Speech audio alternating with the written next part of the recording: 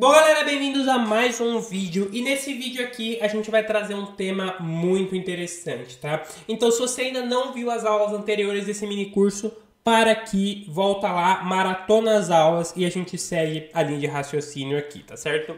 Então, nesse vídeo aqui a gente vai trabalhar alguns temas que são, de certa forma, um pouco avançados dentro do Python puro, né? Sem as especializações, então o Python Vanilla aqui, que são o List Comprehension, Dictionary Comprehension e as funções lambda, tá certo? São coisas um pouco mais avançadas que muitos cursos não trabalham, mas você vai ver aqui nesse vídeo, tá certo? Então, para começar, a gente vai trazer uma lista padrão, tá? Então, a gente tem aqui uma lista de notas em uma escola. Então, cada aluno tem a sua nota aqui, tá certo? E aí, o List Comprehension, não são funções práticas, tá? Tanto o List Comprehension como o Dictionary Comprehension, eles não são funções que você chama, são maneiras que você escreve o código. Então, List Comprehension significa compreensão de lista. Então, a gente está basicamente fazendo a compreensão da nossa lista de notas utilizando uma estrutura de código diferente. Então, aqui a gente criou um filtro que vai pegar todas as notas acima da média utilizando o List Comprehension. Então, o que é List Comprehension? É isso aqui, tá? Então, a gente tem uma lista e uma estrutura aqui dentro. Aqui uma variável padrão para saber quais são as notas acima da média. E aí aqui a gente tem a estrutura do List Comprehension. Então, primeiro a gente chama a nossa variável nota, certo? Como se fosse para entrar na variável. E aí a gente diz aqui, ó, para cada nota dentro da nossa lista geral de notas, verifique as notas que forem maior ou igual a 7, que no caso aqui é a nossa média, tá certo? E aí a gente vai trazer agora a função lambda, tá? A função lambda, ela é uma função anônima. O que significa uma função anônima? Quando a gente cria uma função padrão, a gente tem que declarar ela, ou seja, def padrão. Então aqui eu declarei a minha função. Nesse caso aqui, a gente está criando uma função para calcular a média. Isso aqui é uma função, certo? Só que ao invés de eu estar declarando a função, eu estou utilizando a lambda, que é uma função anônima. Então eu não preciso declarar uma função, construir ela e chamar ela novamente. Eu construo toda a estrutura da função dentro da própria variável, você entende? Então, nesse caso aqui, se eu fosse fazer um cálculo de média, por exemplo, eu vou pegar essa aqui, vou colocar aqui na minha função, então, função calcular média, certo? E aí eu poderia colocar toda essa estrutura aqui dentro, certo? Seria a mesma coisa. E aí quando eu fosse rodar ela, eu coloco aqui calcular média e chamo essa função, rodo aqui e vai dar tudo dar certo, tá? No caso aqui ela tá em azul porque é o mesmo nome da variável, então aqui eu teria que colocar o acento, né, para ser a função. Então essa estrutura aqui e essa estrutura aqui são a mesma coisa, elas fazem a mesma coisa. Só que no caso da lambda, você não precisa fazer essa estrutura. Você declara diretamente dentro da variável. Então, é uma maneira diferente de você construir uma função. Isso aqui não é simples, tá? Isso aqui exige um certo conhecimento, é algo um pouco mais avançado. Com toda certeza vai fazer diferença para você, então dependendo de onde você trabalha, se o seu chefe vê um código com essa estrutura aqui, ele vai ver que você é um cara que está um degrau acima da maioria das pessoas, tá? Mas como eu disse, isso aqui é algo que você tem que estudar com cuidado, porque não é fácil, tá? Se você errar a maneira que você escreve isso aqui, você pode se complicar. E a estrutura você pode ver que é simples, então é lambda, então a gente está chamando aqui a estrutura lambda e está dizendo que vai ser em cima da variável notas. E aí o que eu quero? Eu quero que ele some todas as notas e divida pela extensão das notas, certo? Então eu vou somar e dividir, tá? É uma estrutura padrão nas escolas. E if notas else de 0, tá? Então aqui é uma estrutura que ele vai calcular a média. Então aqui onde eu estou marcando, ele vai calcular a média se a nota não for 0, tá? Então você pode ver que é um pouco confuso isso aqui, mas uma vez que você entende, você vai super bem. Por padrão, não tem muita coisa para você colocar na estrutura, mas não é uma estrutura tão simples porque ele vai e volta algumas vezes, tá? Então, o que eu recomendo? Estude isso aqui, domine isso aqui, porque vai fazer diferença no seu currículo, tá certo? E aí aqui a gente vai trazer os dois prints. Então, o print para trazer as notas acima de 7 e a média geral das notas, tá?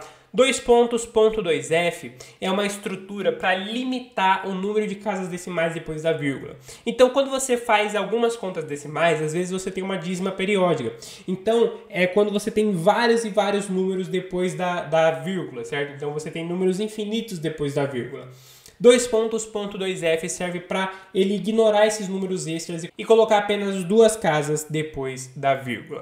Então, vou rodar isso aqui, Python, aula.py, vou rodar, e aqui ele trouxe notas acima de 7, então 8,5, 9,2, 7,8 e 10, e a média geral das notas é 7,25. Então, por padrão, os alunos estão acima da média. Você tem alguns alunos aqui, que é o 6,7, 5,4, que são os alunos que estão abaixo da média, mas isso é comum, sempre tem alguns alunos que estão abaixo, mas no geral a sala é uma sala boa, por exemplo. Então, muitas vezes a média da sala ela é utilizada para avaliar o professor.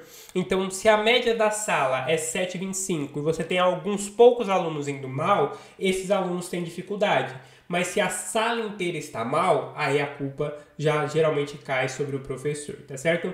E seguindo esse projeto aqui, eu vou comentar esses dois prints para eles não aparecerem novamente quando a gente chamar esse arquivo aqui. E aí agora a gente vai trazer o Dictionary Comprehension e vai trazer uma estrutura um pouco mais avançada, tá? Então, até então, a gente vai colocar toda a estrutura que a gente colocou até aqui, certo? Então, a gente está copiando as mesmas coisas aqui. Então, se você quiser não copiar e deixar como está e só apagar o print, você pode, tá? E aí agora a gente vai criar uma estrutura para definir se o aluno foi aprovado ou não. Então, essa estrutura ela serve para você não precisar ficar vendo exatamente ali nota por nota e preenchendo se ele foi aprovado ou não, porque isso aqui muitas vezes se você está lendo rápido, fazendo cansado, isso aqui pode prejudicar, por exemplo, o aluno e você coloca reprovado um aluno que tirou 7,5, por exemplo. Então, essa estrutura aqui já vai definir se ele está aprovado ou reprovado, e isso no sistema de uma escola é excelente. A escola tem 1.000 alunos, 2.000, 3.000 alunos, fazer um por um demoraria muito tempo, e o Python pode fazer tudo isso em poucos segundos. Então, nesse caso aqui, classificar notas, e o nosso parâmetro vai ser notas e nota de corte, tá? Que no caso aqui é a nossa média, nota 7. E aí aqui a gente tem a estrutura que vai utilizar a função enumerate, tá? Que é uma função do Dictionary, uma das funções utilizadas no Dictionary Comprehension. Ela não é a função de Dictionary Comprehension, como eu disse. O Dictionary Comprehension é uma maneira de você escrever o código, mas ela é utilizada muitas vezes. Aqui a gente tem a nossa estrutura dos alunos, certo? E aqui os aprovados. Qual é a condição para o nosso aluno ser aprovado? Se a nota for maior ou igual à nota de corte. Se não for, reprovado, tá? Então, é a mesma coisa que você colocar aquela estrutura if de algumas linhas, tá? Colocar tudo na mesma linha é muito importante para você se destacar da programação. Fazer isso aqui é uma boa prática extremamente procurada, tá? A maioria dos programadores não sabem fazer isso aqui sozinhos. Eles precisam de um curso, eles precisam que o ChatGPT faça para eles, tá? Se você aprender a fazer isso aqui sozinho, ali da sua própria cabeça, você já está na frente de muita gente, tá? E aí aqui a gente tem as notas. Então, for i, que seria basicamente uma variável simples para as nossas notas, nota em notas, tá? Só que aqui a função enumerate, ela vai colocar em ordem crescente, tá? Então, seria a mesma ideia do para cada nota em notas, tá? Mas aí a gente coloca o enumerate para ele enumerar todas as funções. E agora entra a questão do Dictionary Comprehension, tá certo? Então aqui embaixo a gente vai fazer uma classificação de notas, tá? E aí agora aqui embaixo a gente vai fazer uma classificação de notas utilizando o Dictionary Comprehension. Então, variável, classificação de notas e a função classificar notas, certo? E o parâmetro dela são as notas em si, que é o que a gente trouxe aqui. Você pode ver que ele tem um erro aqui, porque aqui no nosso média geral é uma variável que eu vou trazer aqui em cima, tá? Então aqui embaixo do nosso calcular média, a gente vai ter um média geral, e aí a gente vai chamar a variável e vai colocar as notas aqui dentro. Então, basicamente uma função para alinhar as coisas e a gente conseguir fazer o cálculo aqui embaixo. E aí agora a gente vai exibir os resultados. Então, a primeira coisa é fazer um print com todas as notas acima de 7, que é o que eu coloquei aqui. Média geral das notas, então aqui no caso ele vai trazer a média geral, ele não vai mais trazer a calcular média, então vai ter um outro resultado, sempre com os dois pontos, ponto 2f, para limitar o número de casas decimais depois da vírgula. E aí a gente vai trazer uma classificação de notas. Então, aqui nesse laço de repetição é a parte chave desse código. Para cada aluno e status dentro da classificação de notas.items. Então, o que isso significa? Aluno é cada um dos nossos alunos e o status é se ele foi aprovado ou não. Então, para cada aluno e o seu status dentro dos itens da classificação de notas. Então, a nossa classificação de notas, ele vai ter o nosso aluno, a nota que ele tirou e se ele foi aprovado ou não. Então, a gente chama essa função itens para englobar tudo. Então, a gente está trabalhando com todas as informações que a gente tem. Print, aluno e status um do lado do outro, tá? Então a gente pode rodar isso aqui, python aula.py, e aí a gente tem aqui, ó, o aluno 1 foi aprovado, o 2 foi reprovado, o 3 foi aprovado, o 4 reprovado, e por aí vai. Então a gente teve um aprovado e um reprovado em sequência, tá? E aqui a gente manteve as coisas, então notas acima de 7, média geral e a classificação das notas, tá certo? Então, por essa aula é só isso, tá? Foi um projeto mais focado no List Comprehension e no Dictionary Comprehension, que são essas maneiras diferentes de você escrever o código, tá? Então, isso aqui é o Dictionary Comprehension, isso aqui é o List Comprehension e aqui é a função lambda, tá? São coisas que muita gente deixa de estudar, mas definitivamente não deixe de estudar isso aqui. São coisas muito importantes para o seu desenvolvimento dos fundamentos, tá? Muita gente pula os fundamentos por achar que eles não são úteis, mas eles são fundamentos por um motivo, tá certo? Aprenda isso aqui, domine isso aqui e se esforce para escrever os seus próximos códigos o mais parecido com essas estruturas que você puder, tá certo? Então, fico por aqui. Se você ainda não maratonou os vídeos desse mini curso, eu recomendo que você maratone. Vai ter um vídeo aqui que eu estou deixando para você continuar maratonando o mini curso de Python aqui do canal. E se você quer dominar o Python de uma vez por todas, confere o link aqui na descrição para o Python Pro. Um treinamento completo, onde você vai ter acesso a tudo que você precisa saber para dominar todas as áreas do Python. Desde os fundamentos mais básicos até as especializações mais avançadas.